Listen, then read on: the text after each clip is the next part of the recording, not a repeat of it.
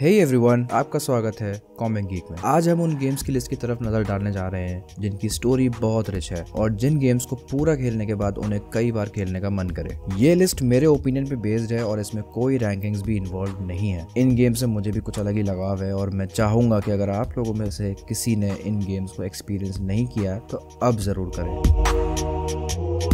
CD project red की the विचर 3 wild Hunt ने इस फ्रेंचाइज को पूरी दुनिया में मशहूर बनाया और ये अब तक इस डेवलपर का सबसे बेहतरीन गेम है और इसका कंप्लीट एडिशन इस मशहूर गेम का करंट जेन वर्जन है और इसमें किए गए मैकेनिकल इंप्रूवमेंट्स, ग्राफिक्स की अपग्रेड और मॉड इंटीग्रेशन ने इसको द विचर 3 खेलने का सबसे बेहतरीन तरीका बना दिया है। इसकी वाइड मेन क्वेस्ट लाइन, अलग अलग कैरेक्टर्स, दिलचस्प DLC स्टोरीज और कई अच्छी साइड क्वेस्ट की वजह से द कंप्लीट एडिशन अब तक के मॉडर्न एरा के सबसे दिलचस्प ओपन वर्ल्ड RPGs में से एक है।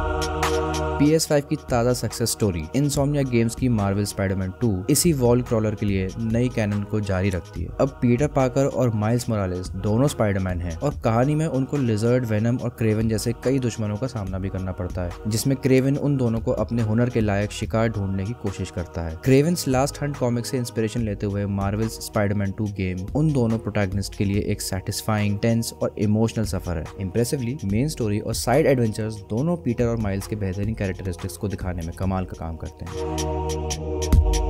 PS4 के आखिरी टाइटल्स में से सकर पंच प्रोडक्शंस की घोस्ट ऑफ सुशीमा ने स्टूडियो की गेमिंग 2014 के इनफेमस फर्स्ट लाइट के बाद का सफर कामयाब बनाया। साल 1274 में शुरू होने वाले जापान में समुराई जिन साकाई को डिसाइड करना पड़ता है कि क्या वो अपने वॉरियर्स कोड का इज्जत करे या इसे छोड़ दे ताकि अपने देश को मंगोल इन्वेजन से बचा सके। गुएरilla स्टूडियोज के होराइजन सीरीज की तरह घोस्ट ऑफ सुशीमा सकर पंच की वर्सेटाइलिटी का इंप्रेशन है, जो दिखाता है कि टीम के पास एक जबरदस्त modern day Akira Kurosawa movie लिखने की क्रिएटिव स्किल्स हैं। गेम का प्लॉट अच्छे से एक्टेड है, मेस्मराइजिंग ओपन वर्ल्ड की वजह से ब्रिलियंटली फ्रेम्ड भी है और गेम प्ले मैकेनिक्स के थ्रू प्लेयर्स को ऐसा फील होता है जैसे वो अपने खुद की समुराई एपिक को कोरियोग्राफ कर रहे हैं।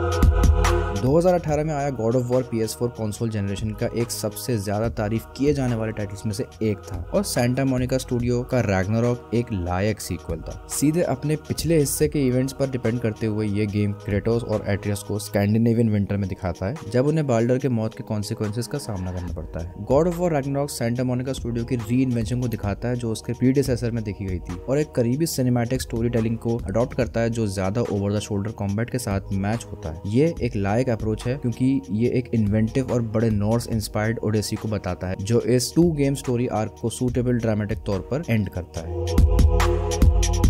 गुएरilla गेम्स ने किलजोन के फर्स्ट पर्सन शूटिंग से होराइजन सीरीज में ओपन वर्ल्ड एक्शन RPGs तक बेहतरीन तौर पर ट्रांजिशन किया। होराइजन फॉरबिडन वेस्ट 2017 के टाइटल का इंतजार काफी लंबा था जो अलॉय के मिशन के आसपास घूमता है अमेरिकन वेस्ट कोस्ट पर एक मिस्टीरियस प्ले की सोर्स को ढूंढने के लिए। असल गेम को साईफाई RPGs में क्रिएटिविटी का अच्छा स्पिन दिया गया था जिसमें प्री हिस्ट्री और साईफाई डिस्टोपिया के एलिमेंट्स शामिल थे और होराइजन फॉरबिडन वेस्ट इन एस्पेक्ट्स और उनके साथ आने वाली स्टोरीज को एक्सपैंड करता है। ये एक इंतजार के लायक सीक्वल था क्योंकि अलॉय की कहानी को नए विलन्स, सीक्रेट्स, सपोर्टिंग कास्ट और उनके खूबसूरत ओपन वर्ल्ड सैंडबॉक्स के बीच में एक ब्रेथ टेकिंग व्यू के साथ दिखाया गया।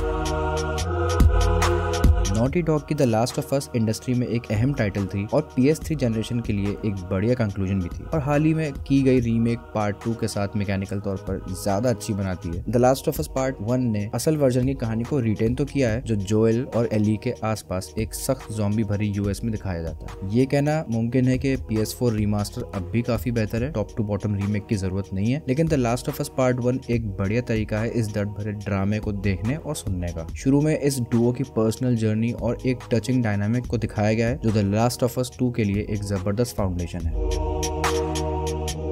2 डेकेड्स तक स्क्वायर इनिक्स के फाइनल फैंटेसी 7 का रीमेक असरअंदाज महसूस होता था, लेकिन 2020 का रीमेक बहुत जोरदार था। फाइनल फैंटेसी 7 रीमेक इंटीग्रेट एक पूरा पैकेज है जो क्लाउड और एवेलांच के कोशिश को दिखाता है दुनिया को शिनरा कॉर्प्स के डिस्ट्रक्टिव ग्रीड से बचाने के लिए। फाइनल फैंटेसी 7 रीमेक इंटीग्रेट एक फर्स्ट ट्रिलॉजी का रीमेक है जो ओरिजिनल के अर्ली सेगमेंट्स की कहानी और सपोर्टिंग कैरेक्टर्स को भरता है। अब DLCs में यूफी की कहानी के साथ फाइनल फैंटेसी 7 रीमेक एक थ्रिलिंग तरीका है इन प्यारे कैरेक्टर्स को को ग्राफिक्स और चार्मिंग वॉइस एक्टिंग के साथ देखने का।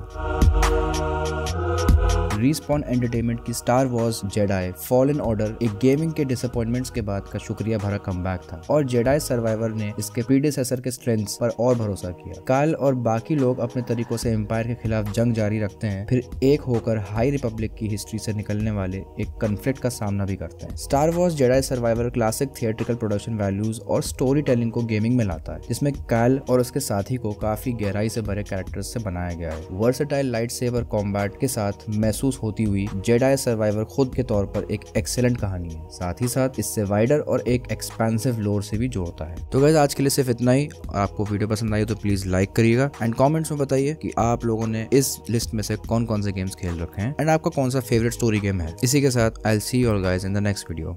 Bye bye.